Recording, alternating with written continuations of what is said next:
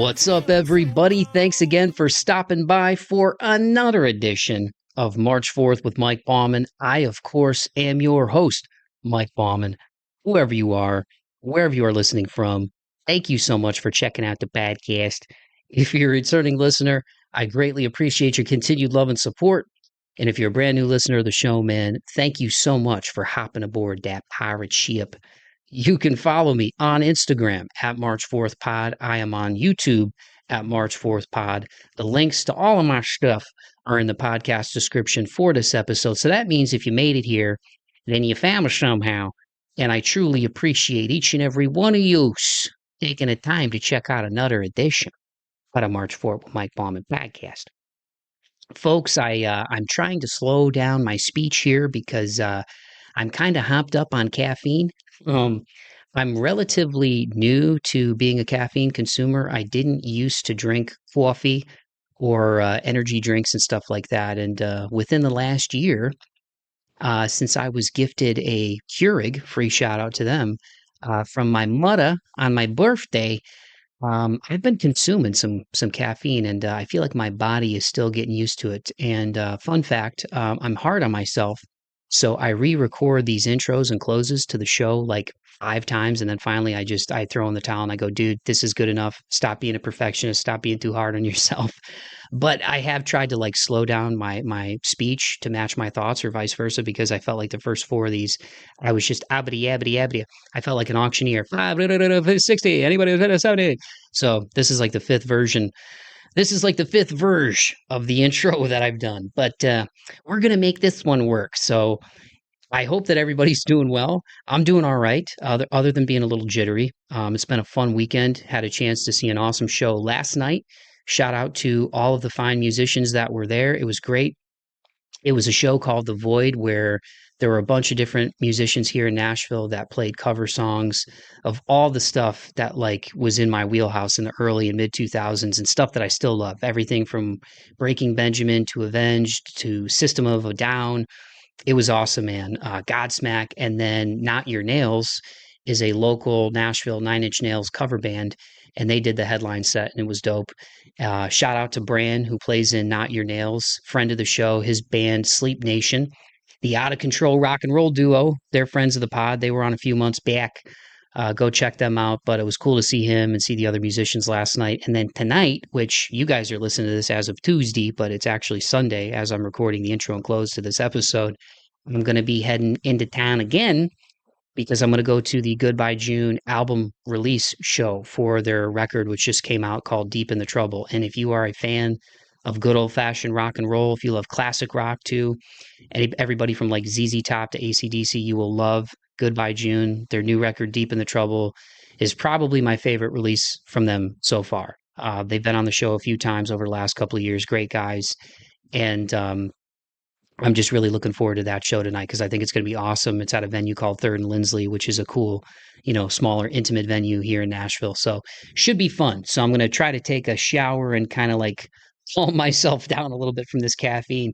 I'm just not used to it, you guys. I know you're probably like, wimp, I drink 32 ounces a day and I'm flying and I'm successful and I'm killing it. Good for you, dude. Good for you. My blood is not used to it. So, anywho. I am really grateful, though. It's going to be fun. 4-day weekend, one of my best friend's weddings, which reminds me I got to kind of get on crafting the best man speech. I am a little nervous about that. Do you guys get nervous about stuff like that? I know you'd think like doing a podcast and talking to all the people I talk to and having the gift for gab, as it were.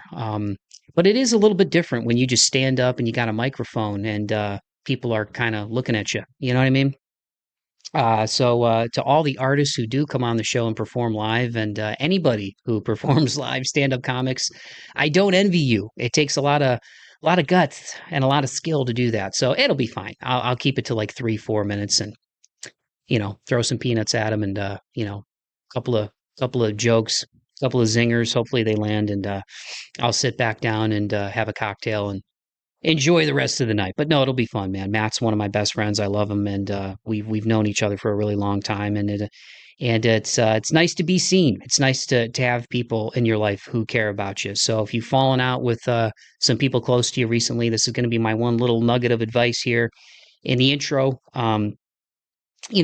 Get back in touch with your friends, man. Be thankful for the people in your life that are in your corner, in your circle, that you can call or text at any time, and they'll make time for you, man. I'm really grateful to have great friends like Matt. So, and to have the ability to go to these shows and connect with all the artists and good people that I have on this show, and all you fine people who listen to it, um, it's greatly appreciated, man. So, speaking of good people, this week's guest is a really great guy. He's very talented, and his band is sick. Their latest single is sick. They've got a lot of awesome stuff coming up on the horizon for 2024. He is none other than Jesse of the Failsafe. He's got a hell of a voice. Their latest single, Dying to Exist, just came out at the end of May, and it's already got over 76,000 streams on Spotify. And the music video's got over 35,000 views over there on the YouTube. They recently signed to Ghost Killer Entertainment. Their album Erasing Color came out back in 2019. And since then, they've released numerous songs. Their EP, Toxic Hearts, came out last year in 2023. I'm a big Juice World fan, and they did a sick cover of Come and Go back during the apocalypse during COVID. And just a really good guy, man. And it was great to get him on here and learn more about his journey musically, in terms of his beginnings and how he got into music and discovering his voice, but then also with the Failsafe and everything that they've got cooking up, including music that they recorded here in Nashville. Some heavy hitters, man, who have worked with the likes of Jelly Roll, who is blowing up over these last few years, man, and also seems like a really great guy. So he'd be cool to get on the show. So Jelly Roll, if you're a fan and you're listening, come on the show, man. But in all seriousness, man, Jesse's a great dude, and again, the Failsafe is sick. They've played shows with the likes of Skillet, Drowning Pool, Saliva, Nonpoint, the Red Jumpsuit Apparatus, among others, over the years. And again, they've been working recently with some pretty awesome producers who you're going to hear about in this conversation. So a lot of cool stuff on the horizon for them, and it was great to catch up with Jesse and learn a little bit more about what's going on. So without further ado, I'm going to shut my big yapper and give you guys my conversation with Jesse from the Failsafe. Here it is.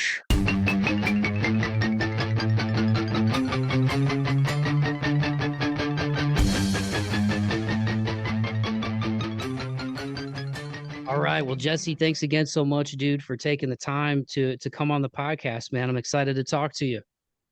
Yeah, pleasure to be here. I'm excited to talk to you as well. What's cracking? Yeah, man. Well, for you guys, a lot of good things. Signing to Ghost Killer Entertainment, Dying to Exist just came out as we're talking less than a week ago. The music video I've seen has already got over 11,000 views, and the streams are cranking out. And just from other artists that I've had on the show, I know Ghost Killer is really cool, man. So, what's it been like just coming into 2024? And getting this single out, and I know there's more on the way, but what's it like to get this first one out, man?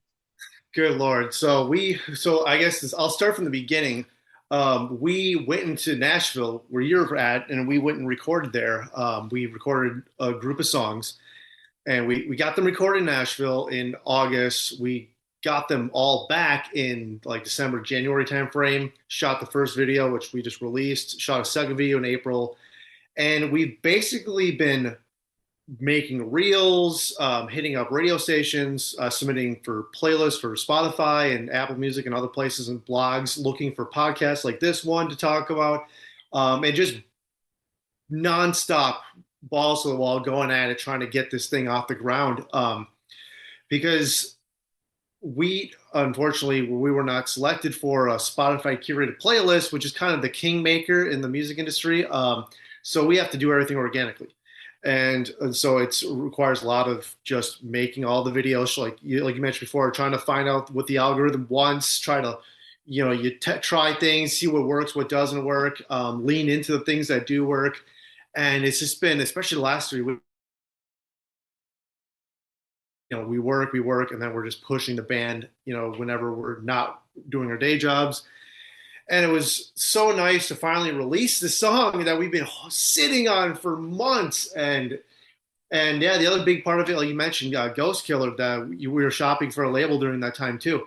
And out of the offers we got, Ghost Killer seemed to make the most sense. It's like, oh, these bands are in our genre. This guy has a small roster, so he's intimately involved. all of their stuff. I'm like, these bands are doing better than we are right now. So this guy must know what he's doing, and this label does. So we're going to go with him. And a lot of times when he bands that are kind of like on our level or even below it, even at a local level, they're like, oh yeah, we got signed to Black Worm Records or some random name. Oh, who's that? You go to their social media, like, oh, like 200 likes. Like Ghost Killer has like almost 1 million people on their Instagram, and it's massive. And I'm like, if he can do that for his label, maybe he can do that for us and at least help us grow our numbers. So yeah, I guess long story short, it's been a lot of work. It's been a lot of sitting on it and just a lot of hurry up and wait and putting in the work. We finally released it, and now the real work begins. So however hard we're going before, we're gonna have to go twice as hard to push the song now. Yeah, and it's wild too in today's day and age, right? I feel like the marketing end of things and the algorithm, like if somebody would have told us when we were kids, right? Like one day the word algorithm will be a big part. You're like, algorithm, like I'm just trying to get through freaking geometry. I don't even know what that means. But I feel like like in every, not just in the music industry, but in all of our lives, dude, with social media and stuff, especially, it's just it's wild how that has become like almost like the driving force of society. As a musician, you guys have different elements of like electronic with rock, with hip hop, soaring, guitars, kind of like anthemic choruses and stuff. So you're putting a lot of your influences in a blender. Is how do you maintain that balance, Jesse, of like making the music you like to make, but also, like you said, trying to get onto these playlists that do kind of become sort of like you said, kingmakers, and they get you out to more Yeah, people. I mean, what's that like creatively, kind of maintaining that balance? we've been our hypothesis, and we might not be correct, but our initial thought was, hey, if we have undeniable songs, we're going to get on these playlists. And so we went to Nashville and we recorded with Andrew Baylis, who's done Jelly Roll, Bad Omens, Attack, a number of highly successful bands. And we're involved with awesome producers, himself included. And so I figured if we have a really high quality song, it's going to be undeniable and it's going to get picked up someplace. And it has, just not the curated playlist. So not yet, at least. And there's other nuances to that. Like, maybe we're a newer band that they haven't seen before. This is our first time using this distribution, which is way better than our last distribution. It's helped separate us a little bit and get us on playlists and all that stuff. So I think that has to do with it. In terms of our elements, we just want to write the best songs possible. We have our influences. We love rock, we love metalcore. I like hip hop and pop and electronica. So we find a way to marry all those.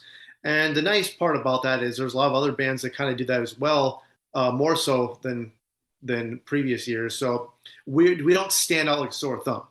It's more like, oh yeah, you guys fit this vibe, you fit this genre. It's almost a genre itself. So I think they're calling it baddiecore is what I've been told to call it. Baggy core, like baggy jeans. A baddiecore, like a baddie, Oh, like a like bad. like baggy. Yeah, okay. I thought you said baggy core at first. I was like, oh, I haven't heard that one yet. Cause I mean, like coming up, like, I mean, I remember when I was in, probably, and I've said this on the podcast before, so people who are listening right now are like, Mike, you sound like a broken record. But I remember, just as I'm sure as you remember, like I remember when pop punk and new metal were both at their peak, kind of at the same time, man. Like I remember when Enema of the State came out with Blink. I remember when Limp Bizkit and Korn were and then Linkin Park were infiltrating the Yeah. TL, and then you had Deftones in the middle of all that too, System of a Down, so I remember all of that, and it's kind of wild over these last, I would say, like 4 or 5 years. Now you've got like the Sick New World Festival, and it was when we were young with pop punk, but also you see all these like you mentioned being a hip hop fan, I am as well. And you see you over the years, I think even kind of pre-COVID, you've seen like kind of mashups with hip hop and rock or even metal and new metal. So it is really cool to see kind of the melding of influences, and even a band like Sleep Token that's blown up, right? Like kind of Oh having yeah. like a almost like jazzy, like R&B elements into what they're doing. So it's a really cool time for music, and especially for heavy music, I feel like right now. Yeah, I think music's more accessible in terms of creating it. There's a lot of new tools that can make your demo sound like a master mix record from 30, 40 years ago if you know what you're doing. And so it just kind of really opens the doors to try new things for a lot of people. And then, of course, anybody can broadcast and distribute themselves. So it's essentially just wide open. It's less gatekeepy. But that's where it's almost like gatekeepers have been replaced by the algorithms, as we're talking about. And yeah, and if you would ask me when I was 18, say, hey, Jesse, do you want to do music? Keep in mind, you're going to be making these little TikTok videos all the time, and that's going to be what you mainly do with your time. Would you still do it? I don't know if I would, but I'm in it, and so I'm doing it because, like, I just wanted to write and play music. Like, that's why most musicians are in it. And next thing you know, we're doing TikTok dances or whatever else we have to do to appease the algorithm, use trending audio, like use the trending audio, turn it all the way down and put our song over it. And just to like get that algorithm tick, but you can't turn it all the way down because then they know you have to leave it at like one level or something like that. There's all these stupid things you're trying to learn to outsmart the algorithm, and so far it's mixed results. Hey, all in due time, man. Yeah, even doing this podcast, like I said, I started this originally back in 2012. If only I'd have stuck with it. But hey, man, that's our 20s, right? You figure stuff out, and but I love having the conversations with people. But yeah, it's everything else that comes with it too. It's like trying to keep up on my email, but then like I didn't even get on Instagram until 2020. I'm literally like an 86-year-old man in a 36-year-old body, and then getting on Instagram and going, okay, like what hashtags do I use? You try to look and see how much like people's attention spans, like what clips are they gonna? It's literally like the stuff. It's weird. The stuff that has gotten views is like the stuff unrelated to the show, like these weird reels where it's like, what celebrity do you look like? And one of them I thought it was funny because it was like it said it looked like Drake. That got like more views than like almost like half of like the and I don't look like Drake, but that's why I posted it because I thought it was funny. And it's like the funny reel that has nothing to do with my podcast is the one that gets the most plays and the most attention. It's wild out there, man. But at the I same feel time, that so hard. Our biggest, our most, I guess, viral, if you want to call it that, reel, like 80 something thousand with no ads, no nothing, was me in my closet for 15 seconds throwing away cologne, talking about how I want to smell like shit because I'm going to go to a rock concert and be in the pit and there's no cologne or deodorant allowed or something like that. And that was the biggest one. It had nothing to do with the music, had nothing to do with, I like hijacked some influencers audio and just turned it all the way down just so it try to trigger that. So if they saw that, then they'd see mine.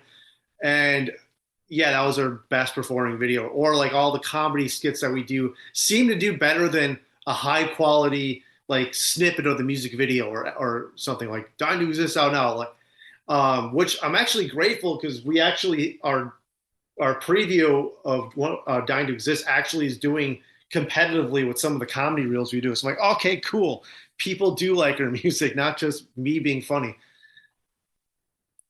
yeah, it's wild, man. You never know what's going to pick up steam on the internet. But at the same time, I think it's cool that you guys are doing stuff like that. Like I saw the one where you were, I don't know where you were at, but you were like on the beach and stuff and saying to people like, hey, do you want to listen to our new song? Would you rather listen to our new song or like bear? And like everybody was like the bear, you know what I mean?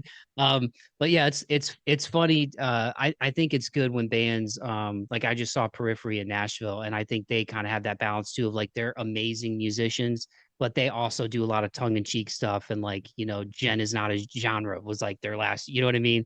Like they have fun with it too, and kind of and hail Stan instead of hail Satan and stuff like that. So Yeah. it I think people like it when you have fun too, and you don't take yourself too seriously. Because the proof is in the pudding with the music, man. I mean, like you said, you know, Dying to Exist. I mean, we're talking, and it's a weekend.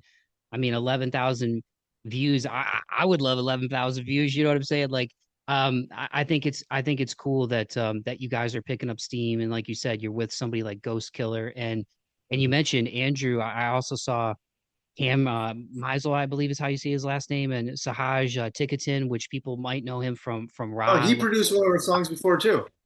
Yeah, Sahaj is awesome, man. Like I Yeah. remember that first Raw record came out. I think I was in probably like eighth grade. He's got a hell of a voice, but all the work he's doing as a producer now too. It's amazing the people he's worked with. Yeah, I learned so much. I always tell people I learned more in 4 days than I did in the previous 10 years of writing by myself. He did Ghost of You, which was our single, our big single before this. And yeah, he just put me to school, man. I came in there with this song. I had a vocal melody I had for like a year. And I was so confident. I'm like, oh, this is gonna be great. And then we finally found a landing spot for this vocal hook on this song, and we demoed it and we recorded it. Because we recorded all of our stuff ourselves aside from that song and these new ones. And I was like, oh, this is gonna be great. And we're talking to him, which one do you want to work on? He said, oh, I want to work on that one. I'm like, oh, sweet. We go in there. Within 30 seconds of getting in the studio, he completely dismantles the vocal hook. He's like, no, this ain't gonna work, and here's why. And the whole song almost got scrapped except for like a sample track in it.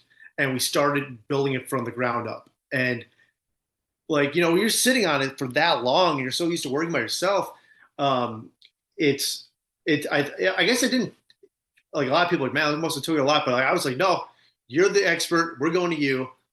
I'm doing what you say. Let's figure this out. And so I did, and I'm so glad I did, because what we came up with was just eons better than what I had, as good as I thought it was. So yeah, Sahaj is great.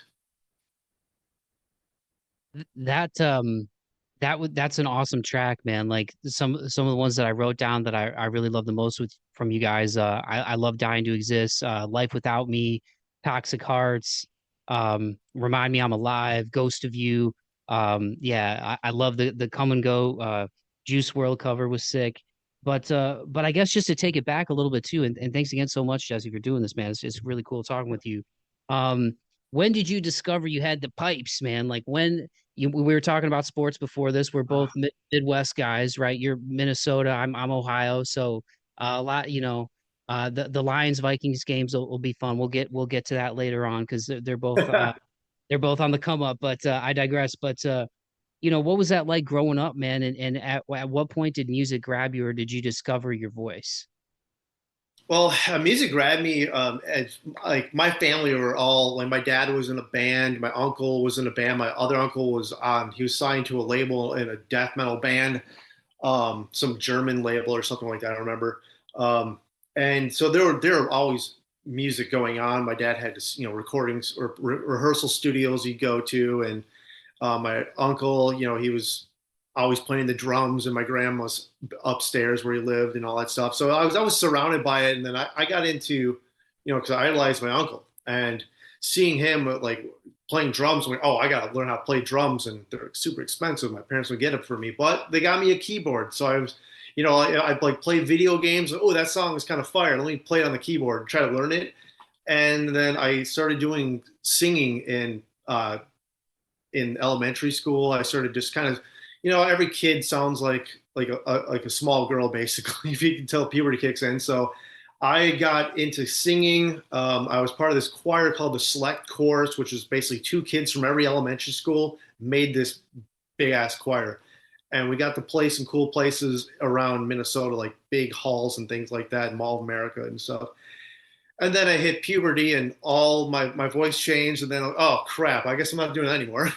But then I just kind of, was kind of leaned back more into sports than that stuff, because I was doing a lot of that at the same time. And then high school came, and I was a center in basketball, and everybody else, I was 6 feet, and the centers were like, 6'6" or whatever. Like, there was no way I could compete. And so then I just picked up music. I joined a band, and I just never stopped. There was always something I had to write about, apparently, ever since, to this day. And so I've been going at it. But that's kind of where it's been. Sports has kind of come and gone. I've always been the background. I've always been like a hobby, a time passer. I always do fantasy, all that stuff. Like, I love when there's another musician that also is into sports because that's kind of rare, honestly. Like they're like, oh, I don't play sports ball, and they just like blow you off. But but yeah, it's nice to get that camaraderie when you see someone you can talk football and you know a bunch about their team too and all that stuff. And yeah, I guess it's just been kind of music forefront, and I've been at it since I was a wee lad, and I'm still at it for the foreseeable future. And sports are more of a casual thing now.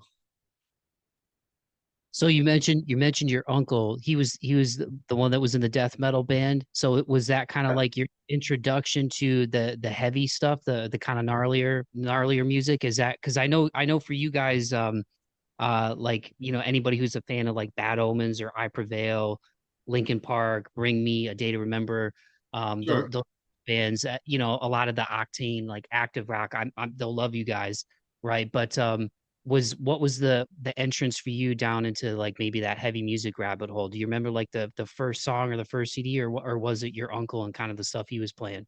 It was kind of my uncle and my dad both. They were both heavy influences on me. My dad was a dude that he was in a band. He had like the giant long hair, the leather pants, the snakeskin boots, the upside down cross, or whatever the heck he had. And bring me to the toy store like that. And my parents are also divorced, and so my mom kind of went the born again direction. So it was kind of the opposite. Um, so I didn't get it as much from her. But like he was more militant about what was allowed to be listened to in the house, I guess. Like, he'd be like, turn that pussy shit off. Like you can only have to listen to this and this because it bleeds Black Death. And like he's like, oh, old Metallica's cool, but you can't listen to new Metallica. That's pussy shit. And like he would say shit like that. And so the heavy influence was always from him. And then of course, my uncle, the speed metal. Although I think the speed metal and everything and death metal was too heavy for my dad, or he kind of made fun of it because it was so heavy. So between those two, I kind of got my teeth cut on heavy music, so to speak.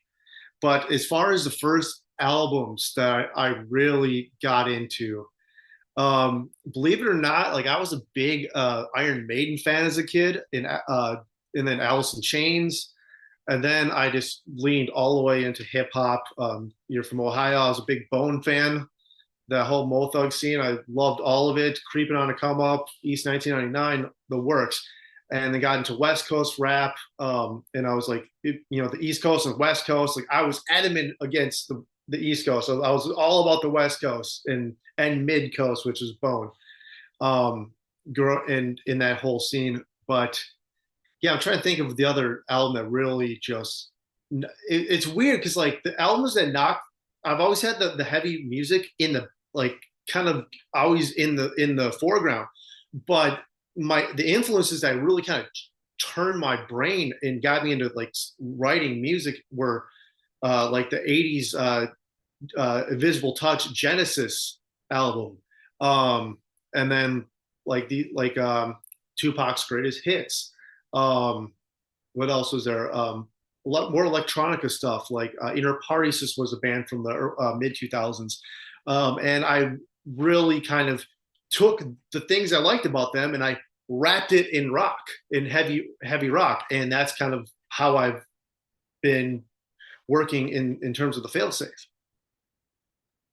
Yeah, that's cool, man. And I think that's what's cool about like we were talking about a little bit ago with kind of music where it is right now and all the mix of influences, but it is I think and correct me if I'm wrong, but I hear more and more like different metal bands and how there's a lot of metal bands who are like really into hip hop too. You know what I mean? Like I've heard the dudes in He Is Legend talk about different hip hop artists that they listen to in the van going from gig to gig and like so that's cool. And especially, hearing you talk about Genesis too, because I'm a big fan of 80s stuff. Like in the morning, as much as I love heavy music, when I'm on my way to work, it's usually 80s because it just puts me in a good mood.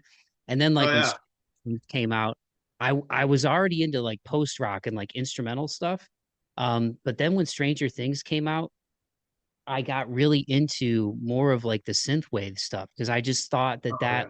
intro to the and there's like videos just about those guys and doing that and like synthesizers and stuff and like so yeah, it's cool to hear you talk about like the hip hop and the electronica and even like Genesis and stuff. I mean, I mean, because damn, I mean to have Peter Gabriel and Phil Collins. I mean, I I mean, know, it's crazy. two of the greatest to Yeah, ever they do. were the original drop tuning band. They're playing like drop C back in the 70s. It's crazy. So then you mentioned high school, getting into bands and kind of never looking back. I saw the Failsafe Racing Color was it 2019 that Yeah. dropped. So talk to me a little bit about and the listeners about sort of the genesis, no pun intended. That was cheesy, I know. About the Failsafe and kind of the development of that and that band coming together. Yeah, well, just to talk about that and how the genesis of that band, I have to talk about the demise of the band before that. So my original band I started was called the Phoenix Philosophy. Started in like around 2010 periods, and three of the members of the Failsafe, myself included, were actually in that band. We were like a pop, punk, rock, electronica. We had me singing. We had a female singer. We kind of did dual vocals. I sang and played keyboard, which is way different. I can't imagine doing that these days because like I move around so much now. I have a completely different thing going on. But it was we were kind of doing a lot of that synth stuff, but mixing it with some rock elements and pop elements. And it was a situation where the music was good. We got submitted for consideration for a Grammy in 2016, lost to Taylor Swift in the weekend, fortunately. One of 2,000 rejects. But I got to go to the Grammys, got to see everything and experience it.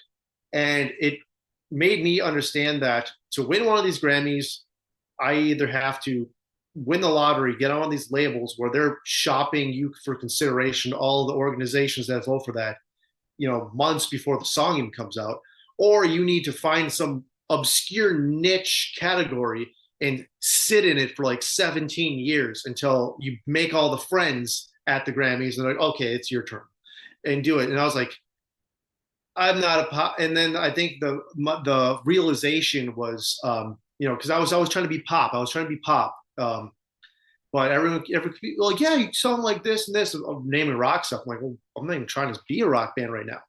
And I played this Pride Fest in Twin Cities, and there was like 9,000 people. It was a big event. I put it on. I opened for the Pointer Sisters. That was interesting, but it was fun. And after the show, people are coming up to me going, "Oh yeah, I really liked you. Like I didn't think I liked metal until I saw you guys." And I was just like, "Oh my god, I don't know what to say at this point. I guess I just can't do pop." And so then at that point, the band started leaning more toward that rock direction. We brought in Chad, who's the drummer of this band now, and the bassist at the time is our guitar player. Who knew that he was literally the best guitar player I know? And we're like, yeah, go play bass for us. And he sat around for the last couple of years of that band. We released an album that was more rock. It's almost like a precursor to the Failsafe. And then our guitar player / co-lead singer, she didn't want to do it anymore. She wanted to pursue other options and kind of just do something more. I think she mentioned, I don't remember, it's a long time ago. I think she just wanted to do something more LGBT focused at the time. She was joining more bands that were kind of in that scene, and we weren't. And so she left, and the three of us, and out of respect to her, we didn't want to continue the band because she put so much work into it. We're like, no, this thing's done. But we all wanted to play music, and it was kind of our chance to really embrace. And the problem with that band was we're so much of everything that we couldn't pick a lane. And so we couldn't get those diehard fans. It was like people liked us when they heard us, they weren't offended, but it wasn't like, oh man, I can't wait to go listen to that. Like this band has way more diehard fans, and thank you everybody for that. So we decided we're going to pick a lane. We're going to be a hard ass rock band, and we're going to have elements. So here's our rock box, and we'll have elements of electronica, elements of hip hop, elements, kind of like the inverse of the other band, where it was just like everything with no firm ground to it. This, we had a firm ground to it, and we sprinkled the elements in. And in doing so, we basically, the old band ended like on a Tuesday, and the new band started on Friday. basically.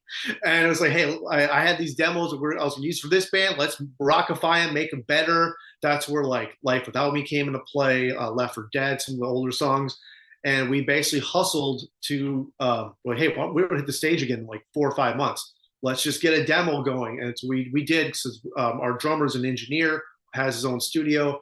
And so we did that. I learned how to do some photography, not great, but I did enough to, you know, looked somewhat presentable, at least for a local band. And I learned how to do video production as well. So kind of learning these new skills, you know, testing things out, filmed our own videos, did our own photo shoot, had to run into frame or whatever. Or in the videos, had a friend tape me when I wasn't when I was performing. And from there, we found a good manager based out of the Midwest to try to just automatically not be this Minneapolis band, but just be a Midwest band. Like, let's just I think the second show we played was Illinois. And then the fourth and fifth show were like Wisconsin and Iowa and around there. And so we really kind of branched out right away. We weren't married to this local, very tight knit scene. We're basically like, hey, we'll play ball if they want to play with us. We'd love to play with them, but we're not gonna dedicate all the resources there. We want to reach as many people as possible. And that's kind of how it started. And you know, eventually we started touring. I moved from Minneapolis to South Carolina, and we decided to keep the band together. And I told them, I said, guys, we're going to do this. I'm going to get a guy that's going to help us tour. We're going to start touring. That's what we're going to do. No more weekend shows here, there. We're just going to tour a few times a year. In the meantime, we're just going to be cranking out content because 2020 happened. Everyone's parked at home. That even the playing field. So it was like, basically, if you want to get attention, start working for it. And so that's what we did. So we were constantly releasing songs, constantly releasing music videos, constantly online, dropping content, just doing whatever we can to just get our band out there. And it's been like this band compared to the last band, I've been in it half the amount of time, and it's gone so much farther. And I think it's just, we're so focused. We have a direction. We made the mistakes in the past. We know what to overcome, and it's just been kind of a wild ride, but it's been a lot of fun. But yeah, I guess that's the long and short of how the band started. It's kind of a long roundabout story, but yeah, that's all the background on it basically. No, it's awesome to hear, man, and it's. I mean, the proof is in the pudding with the work that you guys are doing. Like, I want reading up on you and just learning more about your history. I mean, the touring, but I mean, the shows. You guys have played tons of shows with a lot of, and even bands, you know, from like Skillet, Drowning Pool, Saving Abel, Adelitas Way, Saliva, Nonpoint, who, damn, I love those guys. They rip so hard. The Red Jumpsuit Apparatus, but also you've got over 1 million streams from your catalog. So I think that's a testament to just like the songwriting and the work that you guys are putting in, man. So kudos to the hustle, because like you said, it's a grind. And I think you know, COVID, like we were even talking about before we hit record, I think it helped me refocus on this podcast. I think it helped a lot of people kind of focus on, hey, what's really important to me and what direction do I want to go? And like you said, everybody's parked at home, people figuring stuff out, kind of bouncing off of four walls. And it's like, what are you going to do with this time? You know what I mean? So it's a testament to the work that you guys have put in, dude. Yeah, and you know, in terms of streams, like I have to give a lot of credit to some of the producers that helped work on some of these more recent songs, like Ghost of You with Sahaj or Andrew Baylis with Dying to Exist. They really help elevate these songs and make them what they are. So I can't take full credit for it. I'd love to, but man, being a part of it has been great. And you know, taking my song ideas, or you know, Kyle's song ideas, or Devin's or Chad's, and making them into these masterpieces, in my opinion.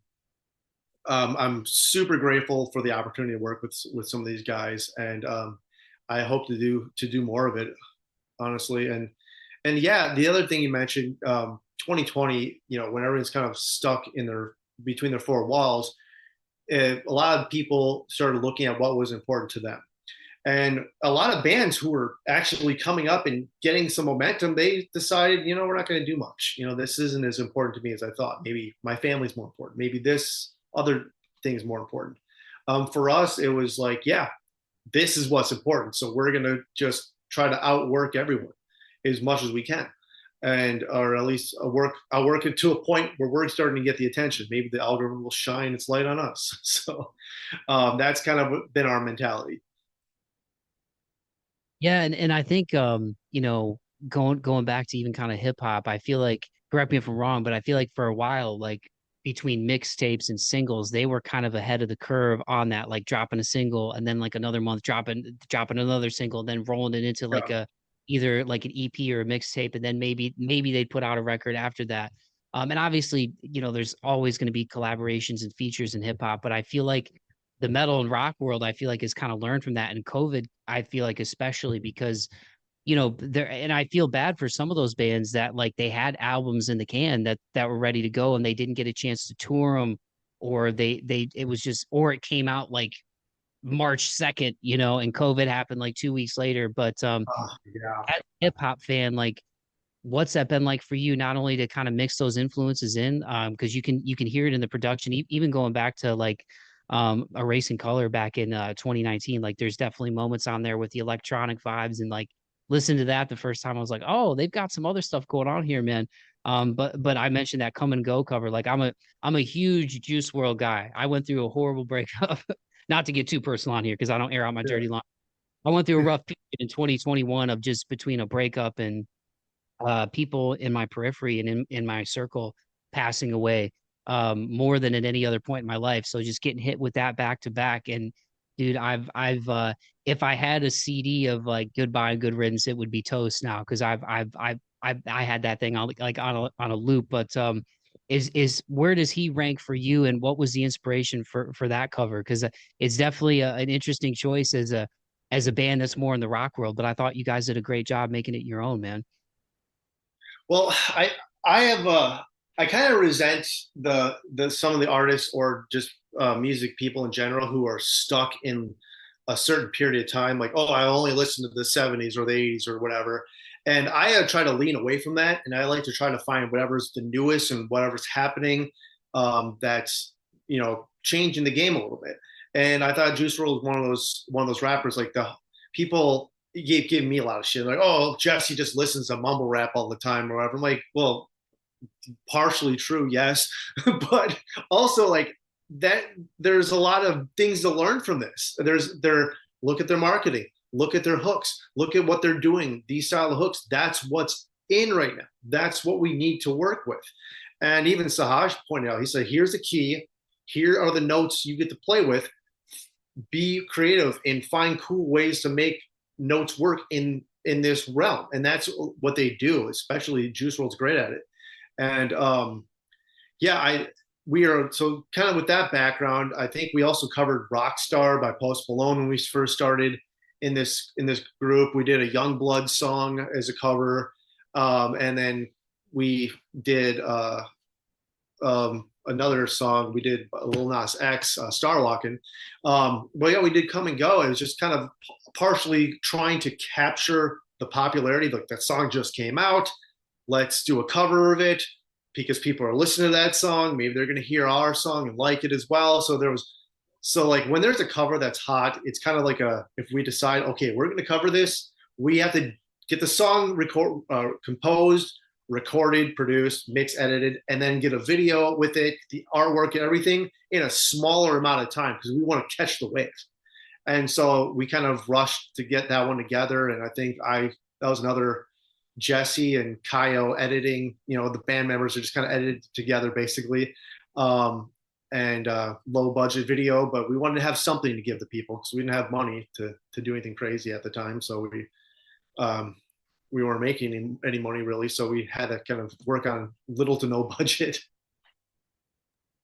Yeah, people, it's funny how, like you said, and I'm kind of the same way, man. Like, and I'm sheepish to admit, but I used to be a little bit of a music snob too, man. Especially coming from like the metal world when it came to different genres. But one thing I grew to really dislike in it within the metal and heavy music world was just there's so many subgenres, and it was like I never liked when I would see feuds between either like metalcore and like death metal or like, you know, like you said, like you were mentioning your uncle and your dad, like speed metal, like, oh, that versus whatever.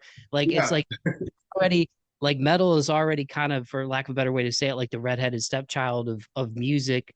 You know, like you were talking about the Grammys earlier. I don't even think they televised the metal part still to this day. So it's like to have the Oh, fighting, like we don't need that. And that's why it's so cool now to see bands like even like Slaughter to Prevail, to see like, you know, or like Lorna Shore, to see like these really gnarly like death horror, like death metal vocals kind of become very popular, and it kind of, it just opens doors. So suffice to say that when, you know, going back to like the mumble rap, like I feel like people who, like I'm 36, so I feel like I'm right on that edge of like people who are really, they're either into it or they're like, nah, I don't listen to that. I still listen to like the 90s stuff or like the early 2000s stuff or whatever. But because I used to kind of be like that, like with country, where I'm like, ah, country, because it just, because I didn't grow up on it. Like I grew up on like the 80s stuff. My dad was into classic rock. My big brother loved Metallica, Guns N' Roses, and he's 6 years older, so he was a teenager right during the mid 90s. I grew up on like 90s, like the MTV and TRL in the late 90s, and I loved Alice in Chains and all those bands from the Seattle scene. So country was never really in my wheelhouse. And then I moved to Nashville, which is like, you know, epicenter of country. And I heard the Chris Stapleton record, and I was like, holy crap. I was like, this is amazing songwriting.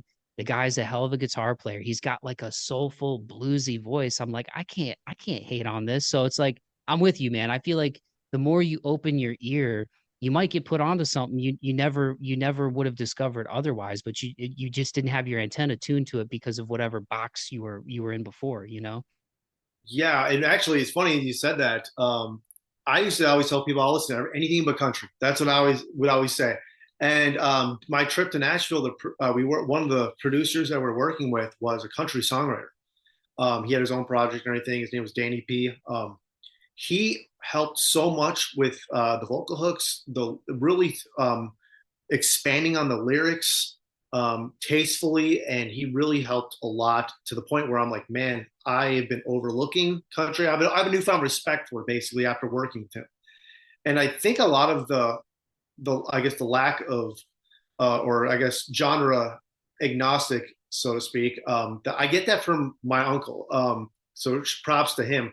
He's a big speed metal, death metal guy, but then he'd be listening to rap, or he'd find some old country or some blues, or hey, I found this record of this 80s pop star or whatever that he really liked, and he really keeps his mind open about music, and it's I think that kind of rubbed off on me where I was trying to listen to something that's the newest thing to hear and kind of see where trends are going and whatnot. So yeah, yeah, shout out to Uncle Jason if you're watching this. Heck yeah, man. Well, Jesse, in the time we have left, man, I feel like I could talk to you like for 4 hours about music, man. You're welcome back anytime, but I don't want to chew your ear off, and I want you to enjoy your night too. But obviously, I don't want to let anything out of the bag that you guys aren't ready to unveil yet. But you mentioned working with like Sahaj, Andrew, and am I saying his name right? Is it Mizell, Cam Mizell? Because I think he's done stuff with like, has he done stuff with like Jelly Roll and stuff too? I believe. Yeah, yeah, I him think and Baylis kind of work hand in hand. okay. Um, so yeah, you've got Dying to Exist out. That one's doing well. By the time this hits people's ears, about a month out from when we're recording. I know it's gonna keep going up, man. But what else can you say right now about what you guys have in store for 2024, man? Well, for 2024, we have a couple show runs. We have a East Coast tour we're working on for the fall. We have a couple of the dates between Florida and South Carolina booked right now. We're going to book some more, obviously. We have a couple of show dates in August. We're doing a state fair in Michigan, Upper Peninsula, and playing through Illinois and kind of working our way up. So we have a couple of show dates, kind of more of a test run for us. So I don't know if we're going to make it a full tour or not. More of a test run for the new songs or equipment, things like that.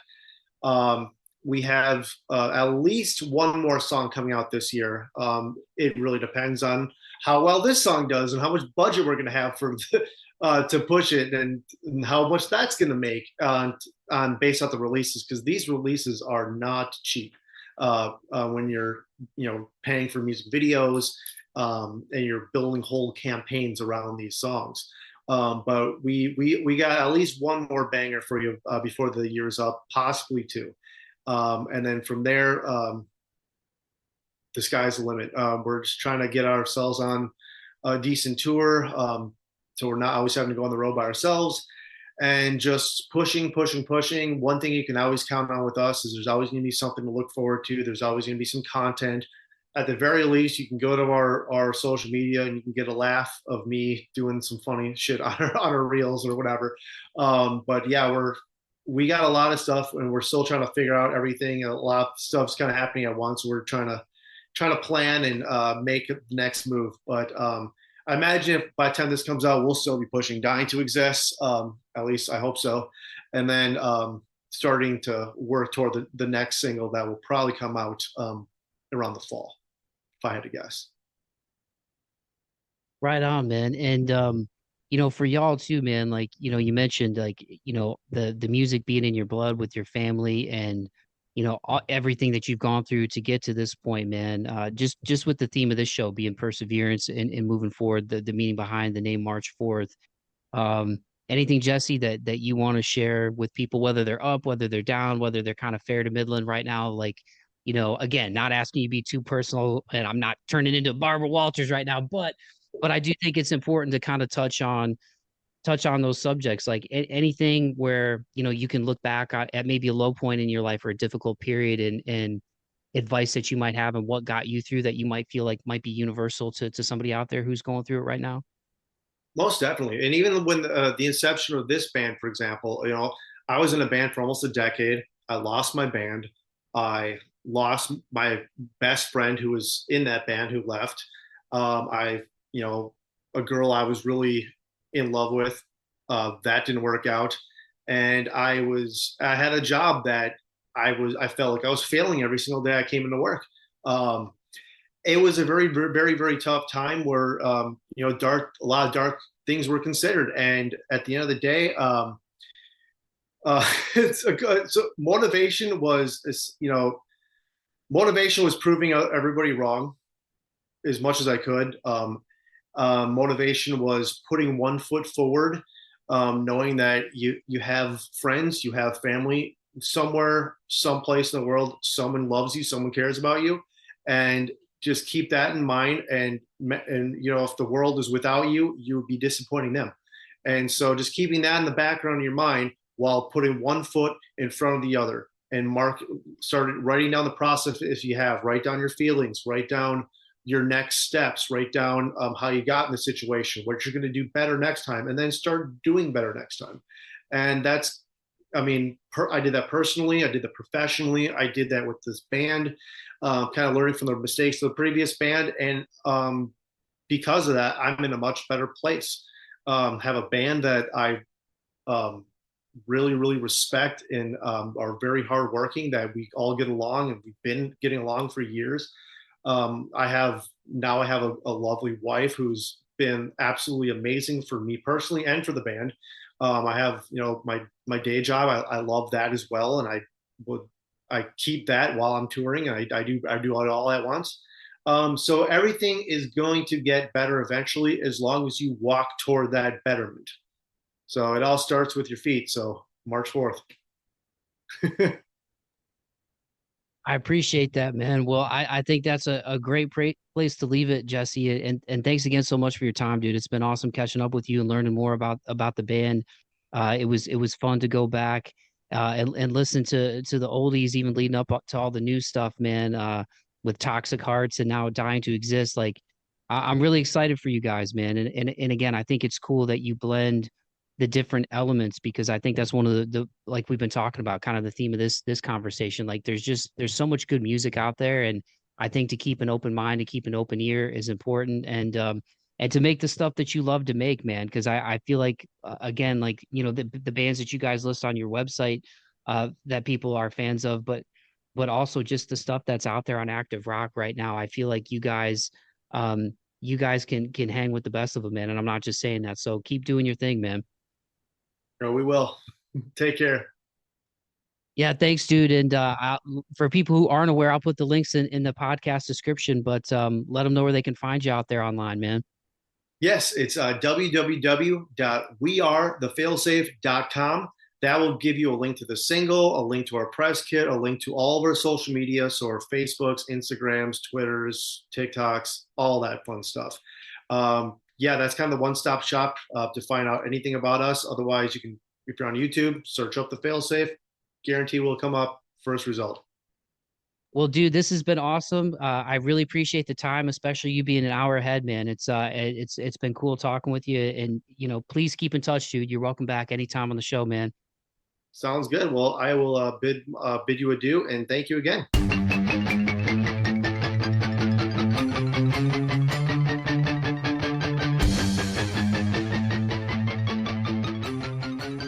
Alrighty, dighty, there you have it. That was my conversation with Jesse from the Failsafe.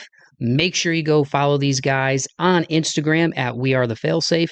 The links to all of their stuff will be in the podcast description for this episode. So just scroll down to the bottom of that podcast description, hit those links, and go follow and support the Failsafe.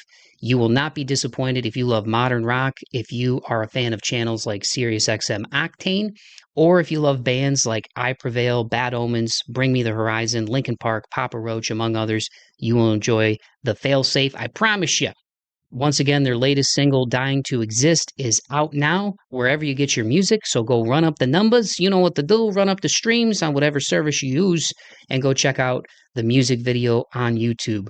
I just want to say once again to Jesse, dude, thank you so much for taking the time to come on the podcast and share your journey with myself and the listeners of the show, man. It was great to learn more about you, learn more about the Failsafe, and I really think your journey and the journey of the band is really emblematic of the meaning of this show, man. In terms of March 4th, perseverance, moving forward, chasing your dreams, pushing through obstacles, and I'm really excited for what you guys have in store for 2024, man. So best of luck. You're welcome back anytime, and I can't wait to listen to the new music that you've been working on and the shows that you guys are going to have coming up. And so once again, everybody stay tuned with the Failsafe at We Are the Failsafe on Instagram. Go hit those links in the podcast description. And thank you again to all of you who listen to the show, man. I really appreciate it. For those of you who spend 90 minutes of your time with this goofball 3 times a month for March 4th. And if this was your first episode of Jesse and the Failsafe brought you here, once again, welcome aboard the pirate ship. And even though I hate begging for this stuff, it is important for the show and for the growth of the show. So if you did enjoy what you heard, please be so kind to like and subscribe, leave a rating and a review for the show. It's on all the major platforms. Again, you're listening, so you found me somehow. But I know on Spotify and Apple, you can leave a 5-star rating. And on Apple, I know you can also leave like a written review as well. Maybe you can on the other streaming services, but I know for sure you can on Apple. And I know it's also like a 5-star scale on Spotify. So when you do that, you guys, it helps the show get out to more people. And that's ultimately what I want, man. I want more people to find out about awesome bands like the Failsafe out there because there's so much good music. And I think that's one of the awesome things about the times that we're living in is there's so much good music out there. And I feel very privileged, like I said at the jump, to be doing these shows and give you guys an opportunity to discover bands that, maybe are new to you or weren't on your radar before, but are doing big things, man. So go check out the show, like I said, on Spotify and Apple. Tell a friend to tell a friend. Once again, you can follow me on Instagram. I'm usually pretty good about getting back to people within a few days. But you can interact with me on there, on YouTube. And again, all my links are in the podcast description as well. If you're interested in learning more about my goofy self. But yeah, it's fun doing these shows, man. And it motivates me to keep doing what I'm doing too, even though I'm not a musical artist or an entertainer in that sense of the word, in terms of comedians and musicians and that type of thing. It's somebody who loves doing these podcasts, who first started doing this stuff way back in 2012 when I was a 24-year-old pup out here, had no idea what I was doing. I was recording the show with my boy Mike Jameson at his home studio in Rossford, Ohio, and eventually got a little mixing board and figured out how to do this myself. And I'm still learning. I just got into video editing, and I'm trying to get all that down. And shout out to CapCut. shout out, no free shout out. That's what Bussin' with the Boys say. But shout out to CapCut, man, with these auto-generated, these AI-generated captions and stuff you can do with video clips now from the podcast. It's pretty cool, man. So I'm trying to do my thing out here, and I really appreciate everybody who is along the journey and along for the ride, man. It's really that's all I care about, man, for real. To get serious here in a very goofy, caffeine-filled episode. I am really humble and really grateful with where the show's going, all the great people like Jesse and the Failsafe that I get to talk to, and all the people who are in my corner, man. It's nice to leave a positive ripple effect behind. That's all I care about. Hopefully my time's not up until I'm 85. I'm 36. So hopefully I got another 50 years or so in me. But that's all I care about is just being a good dude and moving through the world, and trying to do right by people and leave them with a laugh or a smile or a band that they're enjoying now and want to go see live and get the merch and all that. So that's really all I care about, man. So thank you to all of you. I love you all. Keep the faith and be kind to one another and be kind to yourself. Courtesy of Jesse and the Failsafe. Here's their latest single, Dying to Exist. Peace.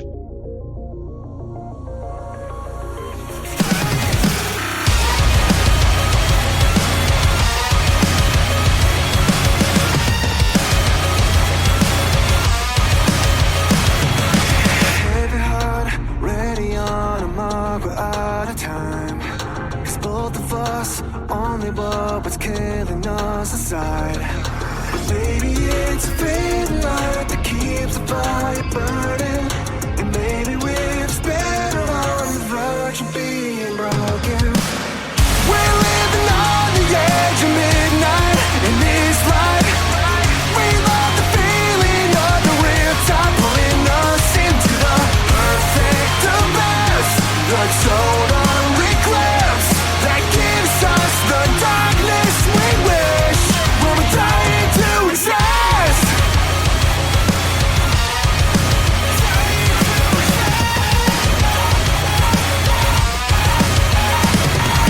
The end is all we're begging for, so bury us alive. And twist the knife and drain the eyes. Our love is going blind. Creatures of tragedy.